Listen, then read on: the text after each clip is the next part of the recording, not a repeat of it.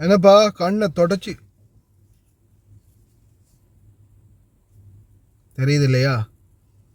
இன்னும் க்ளீனான வீடியோ வேணுமோ? அஸ்ஸலாமு அலைக்கும் வரஹ்மத்துல்லாஹி வபரகாத்து. அன்பார்ந்த அனைத்து உறவுகளுக்கும் இனிய மதிய வணக்கம். எப்படி பாடசாலை மாணவன், ஆசிரியை, மாதா பிதா குரு தெய்வம். தெய்வத்தை கூட கடைசியில் தான் வச்சிருக்காங்க, குருக்கு முன்னாடி வைக்கல. குரு தான் முன்னாடி. குருவின் திருவிளையாடல். நல்லா கேட்டுக்கோங்க. இந்த ஃபோனுக்கு முன்னாடி போய் நின்று, கேமராக்கு முன்னாடி போய் நின்று ஆழைய அவுக்குறீங்க தானே நீங்க. இப்போ இதில் வரக்கூடிய லாஜிக் என்னன்னா, உங்களுடைய கணவனுக்கு முன்னாடி ஏன் புருஷனுக்கு நான் காட்டுறதுல என்ன பிரச்சனை அப்படின்ற சில சம்பவங்கள் நடக்கும். அந்த மாதிரி சம்பவமும் உங்களுக்கு தெரிஞ்சிருக்கும் நினைக்கிறேன். 2024 இல்லாட்டி 23 கேரளா மாநிலத்தில் நடந்த ஒரு சம்பவம். அதாவது தன்னுடைய கணவன் மனைவி இருவரும் உயிரை மாய்த்து கொண்டாங்க. தன்னுடைய கணவன், அதாவது மனைவி கணவன், அவங்க ஒன்றா இருந்து அவங்களுடைய வீடியோவை அவங்க கணவன் எடுத்து வச்சுக்கிட்டாரு. அவங்களுடைய படுக்கை அறை வீடியோவை அவங்க எடுத்து வச்சுக்கிட்டாங்க. சும்மா ஃபன்னுக்கு எடுத்துக்கிட்டது, வச்சுக்கிட்டது. ஏதோ ஒரு சந்தர்ப்பத்தில் ஃபோன் ஹேக் ஆகினதா அவங்க சொல்கிறாங்க. சரியா? ஃபோன் ஹேக் ஆகினதால் ஃபோனில் இருந்த இந்த வீடியோஸ் எல்லாம் போயிடுச்சு. அது காலப்போக்கில் நெட்டில் வைரலாக ஆரம்பிச்சிடுச்சு. நெட்டில் வைரலாகி கேரளா கப்பல் வீடியோ அப்படின்னு வீடியோ பதிவாகி கொஞ்ச நாள் போகல, கடைசியில் அவமானம் தாங்க முடியாமல் 2 பேரும் தூக்க மாத்திரையோ அல்லது விஷமருந்தையோ உயிரை விட்டுட்டாங்க. காரணம், தன்னுடைய வீடியோ யாரா எடுக்க போகிறான் அப்படின்னு நினச்சது. இன்றைக்கும் எத்தனையோ பேர் இந்த கேமராக்களுக்கு முன்னுக்கு போய் உங்களுடைய ஆடைகளை அவுத்து காட்டுறீங்க. அது உங்கள் குடும்பத்தில் ஒருத்தர், உங்கள் புருஷனாக இருக்கலாம், இல்லை உங்கள் காதலனாக இருக்கலாம், இல்லை ஏதோ ஒரு கண்ட நாயாக இருக்கலாம். அவனுக்கு முன்னாடி ஓப்பன் பண்ணி காட்டுறீங்க. நீங்கள் நல்லா தெரிஞ்சுக்கோங்க, அவன் ரெக்கார்ட் பண்ண மாட்டான், அவன் அப்படி செய்ய மாட்டான். சத்தியமாக நான் அது செய்யவே மாட்டேன். சரி, அவன் செய்யாட்டியும் அவன் உண்மையிலே செய்யலை.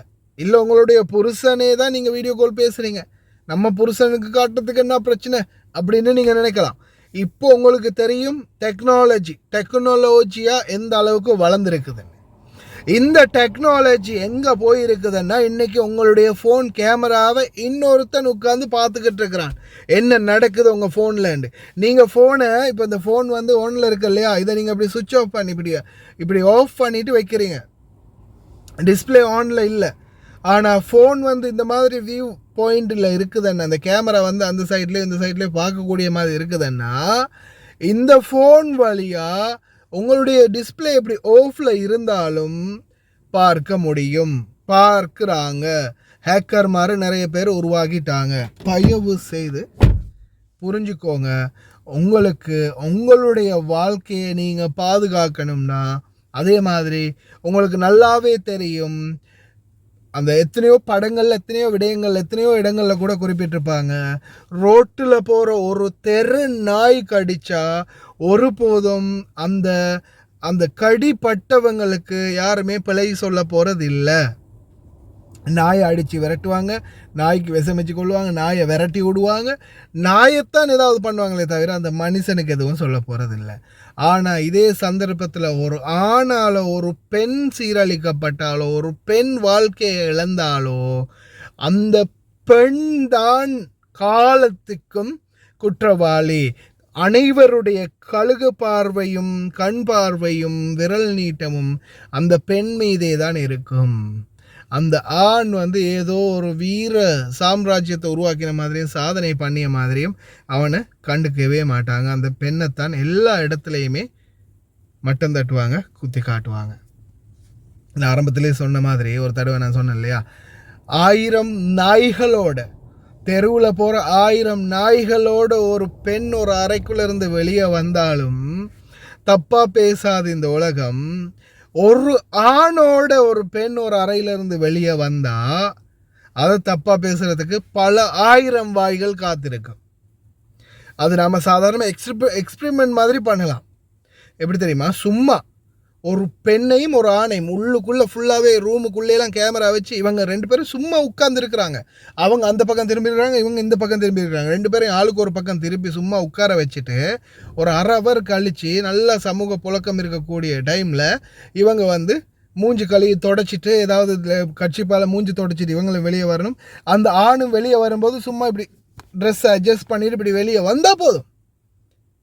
ஆனால் உள்ளுக்கு நடந்தது என்னன்றது தெரிஞ்சிருக்கும். நம்ம இந்த கேமராவில் பார்த்துருப்போம், இல்லாது நம்ம நேரடியாக உள்ளுக்குள்ளேயே நிறைய பேர் 10 பேர் இருந்திருக்கலாம்.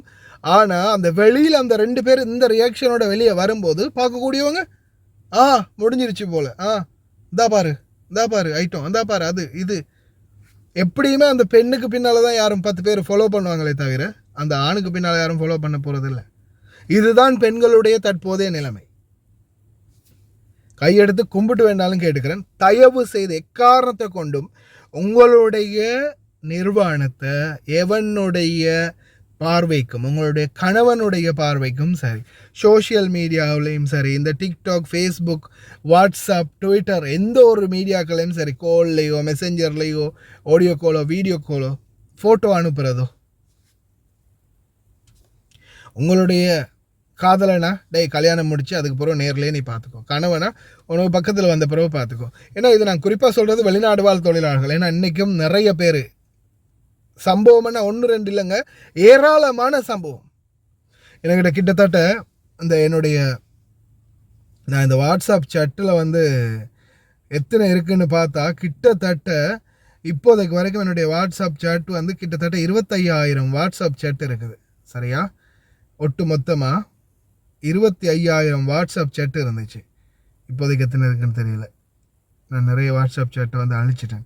இப்போ 15,000 சொச்சம் இருந்துச்சு. மெசஞ்சர்லையும் கிட்டத்தட்ட ஒரு 25,000-30,000 சொச்சம், கிட்டத்தட்ட 50,000 நெருங்கிட்டு இருக்குது.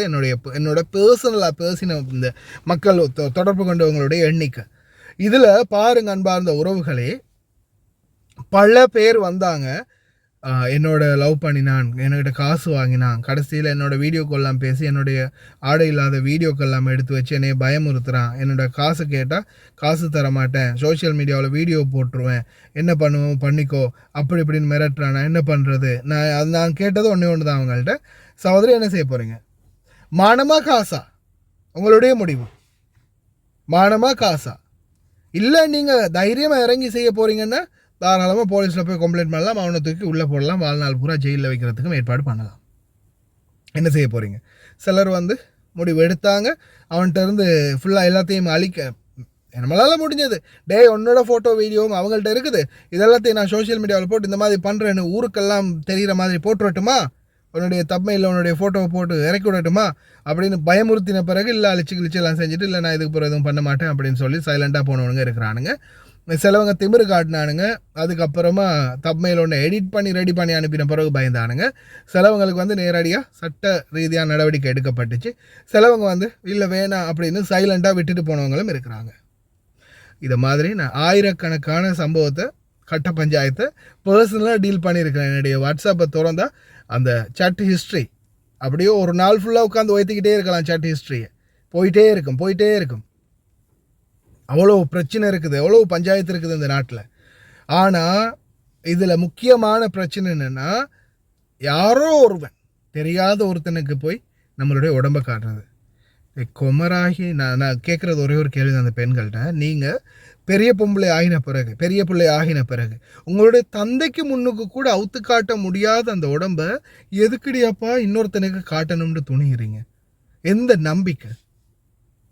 கொஞ்சமாவது சிந்திச்சு செயல்படுங்க. இன்றைக்கி இது எப்போ 2 வருஷத்துக்கு முன்னாடி நடந்தது.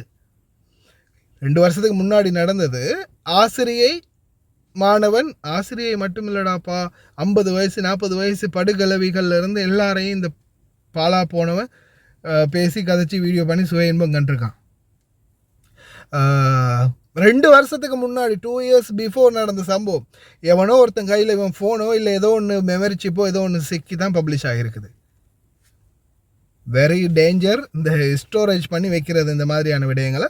அதனால் சிந்திச்சு செயல்படுங்க, அவ்வளோதான் சொல்ல முடியும். அவுத்து போட்டு ஆட போகிறீங்கன்னா